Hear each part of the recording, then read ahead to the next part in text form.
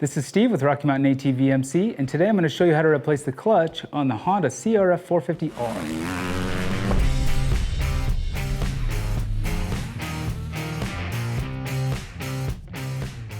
No matter what type of riding you do, clutches take abuse. Not only are they a high wear item, but something you need to inspect or replace often. You could have such symptoms as clutch slippage or clutch fade, where it just doesn't want to drive when you give it some RPM. Or if you get a chattery, pulsy feel, you're definitely going to want to inspect it. Now on this 2011 Honda CRF450R, Honda recommends inspecting your clutch system after every race or 2.5 hours. So today we're going to tear into it and inspect it and replace it if necessary. Now these procedures are very similar on all CRF450Rs, but you need to check with your OEM service manual as they will vary. To do this job, you need some basic hand tools, a torque wrench, rags, rubber gloves, and safety glasses, along with a copy of your OEM service manual for more information, proper procedures, and specs. And you'll also need a clutch cover gasket. Now because we're inspecting and replacing a clutch today, we're going to use this Tusk Competition clutch kit. To do this job, you'll need to drain the transmission oil. Now it's not a bad idea to drain the engine oil as well, as they are separate on the Hondas. Now we have a perfect kit for that from Tusk that has everything you need to change both oils, so keep that in mind. Now we changed the oil last week, so it's kind of unnecessary, so we're just going to go ahead and move forward and replace the clutch without draining the oil. First, we need to back off all of our clutch adjustments so that we have lots of free play in our cable. Next, let's lay the bike over so that it's easier to access the clutch. Now we need to remove the clutch cover. I'm going to break each bolt loose a quarter turn in a crisscross pattern, and then I'm going to remove them. Now if your brake pedal is in the way, you can either hold it out of the way or go ahead and remove it. But we have access, so we're good. Now let's pull off the clutch cover. Now let's remove the 4 pressure plate bolts in the same method that we used to remove the clutch cover.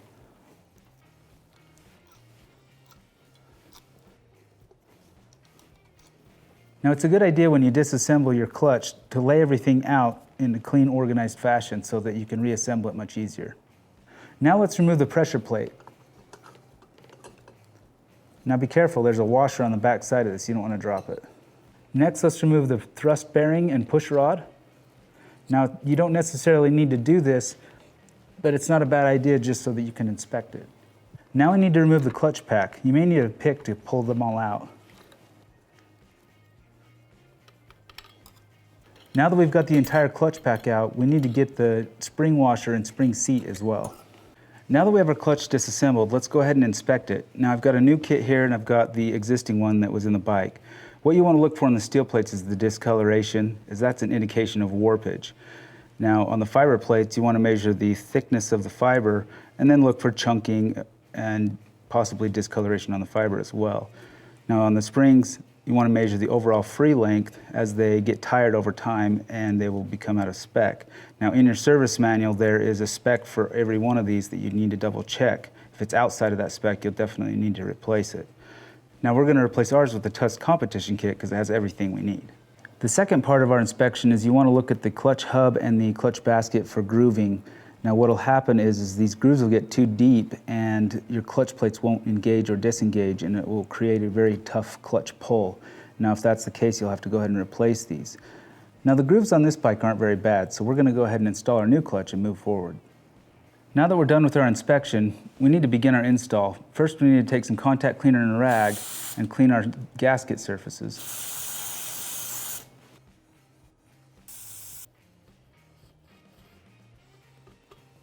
Now it's recommended that you soak your clutch plates in whatever oil you choose to use in your transmission. We did this last night so that we could install it today.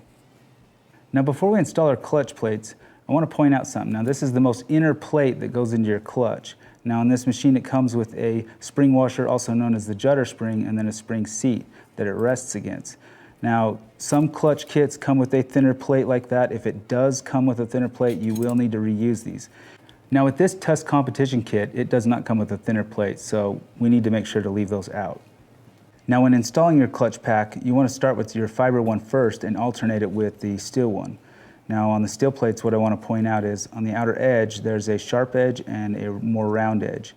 You just want to make sure that all the plates are facing in the right direction, meaning sharp edges all facing on that side, round edges facing that way. They can go either way just as long as they're all facing in the same direction.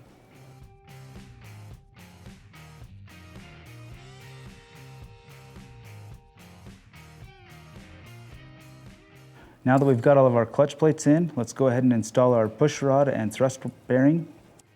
Now let's install the pressure plate using our new Tusk springs and bolts and torque those to 9 foot-pounds in a crisscross pattern.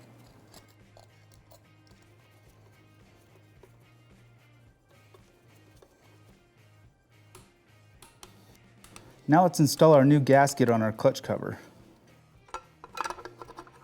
Now let's install our clutch cover and torque our fasteners to 7 foot-pounds in a crisscross pattern. Now let's stand the bike up and we'll readjust our clutch free play to 10 to 20 millimeters. Now the last step is to refill your transmission, and that's it. That's all there is to inspecting and replacing the clutch on your Honda CRF450R. Come check us out at RockyMountainATVMC.com for more parts, apparel, and accessories. And if you like what you see here or you have any questions, please comment below. But don't forget to subscribe to our YouTube channel. This is Steve. We'll catch you next time.